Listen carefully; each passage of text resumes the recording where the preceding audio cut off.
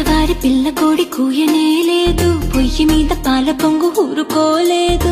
ఇంటిల్లి పాదిగా కోరింది కోరిక, మేలు కొల్పు దివ్యమైన కాఫీ కప్పు ఎక్కడా? ఇంత వింత తొందరింకా ఆగబోనంది, సర్రుమంటూ కాఫీ క్రేజీ ఎక్కిపోతోంది. ఈ మాయ కొత్తగా అమ్మాయి చెప్పినా, లోకమంతా దీన్ని మించి డ్రింకు లేదు ఎక్కడా. ఒక్క సిప్పు కాఫీలోనే ఎంత మాయగా, ఇంత కన్నా సాగుతుందా లైఫ్ హాయిగా. పొద్దు పొడిచి పొద్దు గూకి దాకా తోడుగా, కప్పు కప్పుకొక్క కొత్త అర్థముందిగా.